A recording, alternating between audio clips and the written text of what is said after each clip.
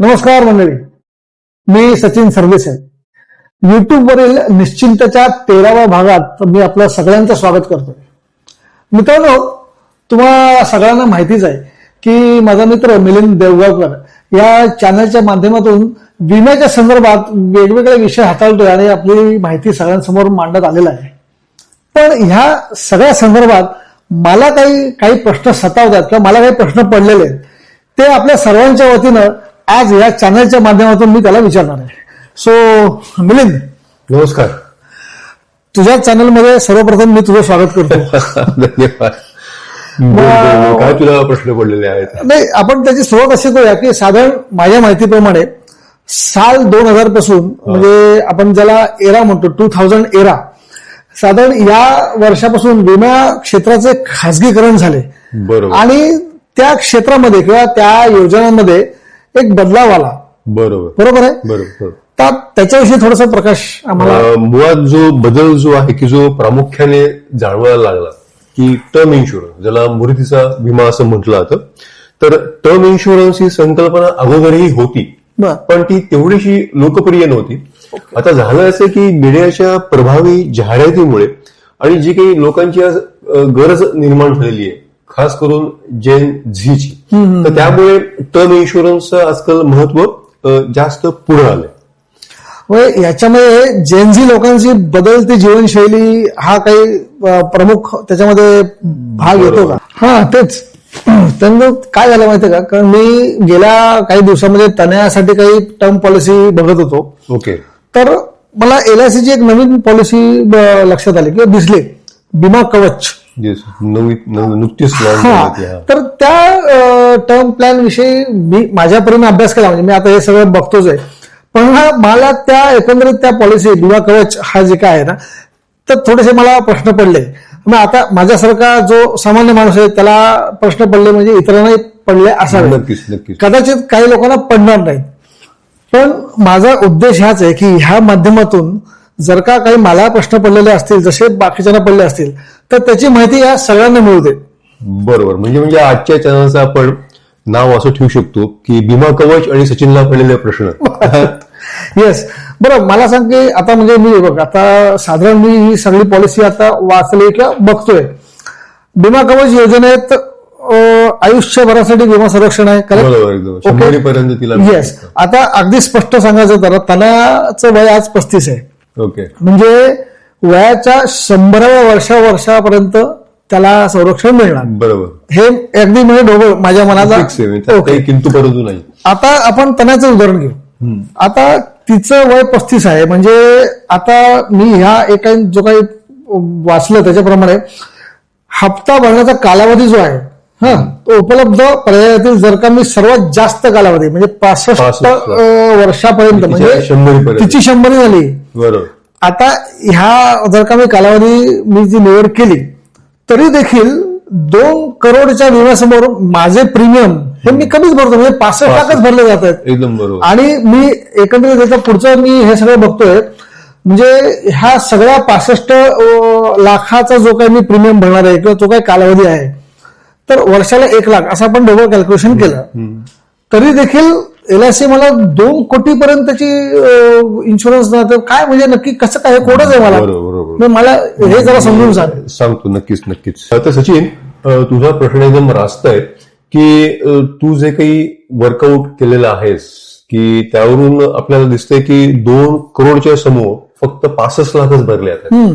आता तू आणि मी ज्या काही आपण त्यावेळेला पॉलिसी घेतल्या होत्या, म्हणजे तू त्यावेळेला सपोज जर का एक त्याची तुलना केलीस तर तुलाही समजलं असेल की त्यावेळेच्या त्या पॉलिसी ह्या विथ प्रॉफिट, म्हणजे ज्याच्यामध्ये बोनस सहित पैसे मिळायचे. ओके. म्हणजे 1 लाखाची पॉलिसी आहे, तर 1 लाखाची पॉलिसी करता मी त्या कालावधीमध्ये, म्हणजे सपोज 25 वर्षाचा कालावधी आहे, त्या कालावधीत मी पूर्ण 1 लाख भरायचो. ओके. आणि मग बोनस मिळायचा. बरोबर. ह्या प्रकारच्या पॉलिसी ज्या आहेत जास्त प्रचलित होत्या आपल्या वेळेला, त्यावेळेला. आता तो फंडा चेंज होऊन आता ही टर्म प्लॅन मधली समावेश असणारी ही विमा कवच योजना आहे. तर मुद्दा असा आहे की जे आता तनयाच्या बाबतीमध्ये आपण उदाहरण घेत आहोत, तर त्याच्यामध्ये 35 वयाची व्यक्ती जर काही आपण जनरल विचार केला की बाबा 35 वयाची व्यक्ती आहे, तर ती व्यक्ती मॅक्झिमम तू जे काही उदाहरण समोर होतं की 65 वर्षापर्यंत ती प्रीमियम भरते.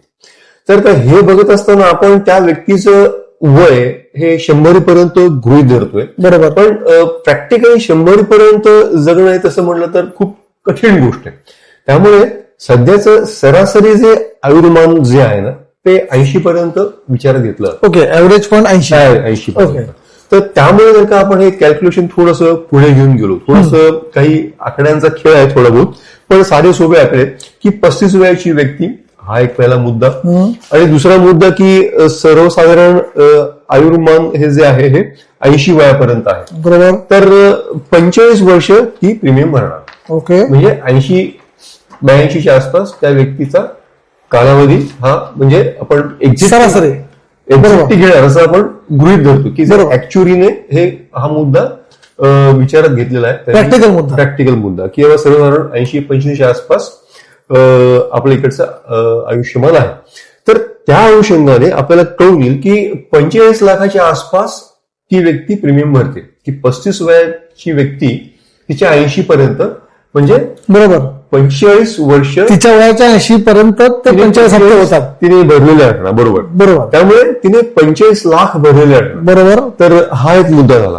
तर मित्रांनो, मगाशी आपण बीमा कवच या टर्म प्लॅनच्या बाबतीतली एक पहिली बाब ही विचारात घेतली.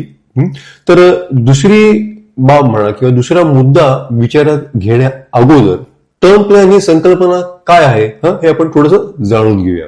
तर मंडळी असं आहे की आयुर्विमाच्या ज्या काही योजना आहेत त्याच्यामध्ये टर्म प्लॅन ह्या योजनेमध्ये इतर योजनांतील प्रीमियम पेक्षा या योजनेमध्ये आपण प्रीमियम खूप कमी भरतो निवडलेल्या कालावधीमध्ये. आणि ह्या निवडलेल्या कालावधीमध्ये जर का ती व्यक्ती हयात असेल तर कुठलाही क्लेम किंवा मॅच्युरिटीचा दावा हा दिला जात नाही. म्हणजे एक प्रकारची लॉटरी असते म्हणा ना, की ज्या प्रकारे आपण आपल्या व्हेकलचा इन्शुरन्स करतो, ज्या प्रकारे आपण मेडिक्लेमचा प्रीमियम पे करतो, त्याच कार्यप्रणालीवरती टर्म प्लॅन हा काम करत असतो. तर असो, तर दुसरा मुद्दा मला तुम्हाला जो सांगायचा तो असा की तुम्हाला मंडळी इन्फ्लेशन म्हणजे भाववाढीची कल्पना आहे. बरोबर. तर भाववाढ हा मुद्दा सर्वसाधारणपणे पटकन समजणारा आहे, पण त्याची दुसरी जी बाजू आहे ना मंडळी ती थोडीशी दुर्लक्षित राहते.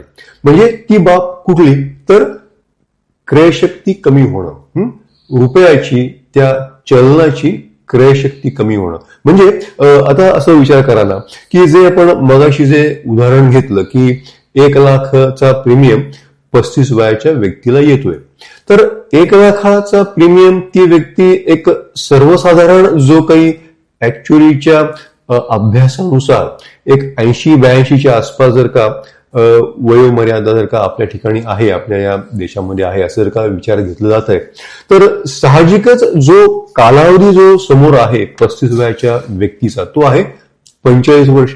बरोबर. तर आता मी तुम्हाला मगाशी जे म्हणालो की क्रयशक्ती कमी होणं, अवमूल्यांकन होणं रुपयाचं, तर हा मुद्दा तुम्ही इथे जर का विचारात घेतला तर 2 करोड ही विमा रक्कम आहे या बीमा कवच विमा पॉलिसीमध्ये जे आपण सध्या उदाहरण म्हणून घेत आहोत. 2 करोड ह्या विमा रकमेचं अवमूल्यांकन 45 वर्षानंतर, कारण 35 वयाची व्यक्ती ही ऍक्च्युअलीच्या एकंदरीत अभ्यासानुसार 80 वयापर्यंत जगते आहे असं विचारात घेतलं जात आहे. त्यामुळे विमा कंपनीला जो दावा जो क्लेम द्यायचा आहे त्या व्यक्तीला तो द्यायचा आहे तिच्या 80च्या आसपास. बरोबर. हे आपण असं विचारात घेत आहोत एक असं उदाहरण म्हणून. तर 2 करोडचं 6% दराने अवमूल्यांकन करत गेलो तर 45 वर्षानंतर त्याची व्हॅल्यू म्हणा किंवा त्याचं मूल्य येतं जवळपास 14.5 लाख रुपये. तर म्हणजे त्याची दुसरी बाजू किंवा दुसऱ्या प्रकारे आपण असंही म्हणू शकतो की 14.5 लाखाचं इन्फ्लेशन जे आहे, भाववाढ जी सुपरिचित शब्द आहे, प्रत्येकाला तो माहितीतला आहे की 45 वर्षानंतर 14.5 लाखाचे 6% होतील 2 कोटी. ही बाब पटकन समजते आपल्याला. पण उलटी जी आहे, जी दुसरी बाजू ही जी अशी आहे, जी तुम्हाला मी आता सांगितली, की 2 करोडचं अवमूल्यांकन 45 वर्षानंतर होईल, जवळपास 14.5 लाख.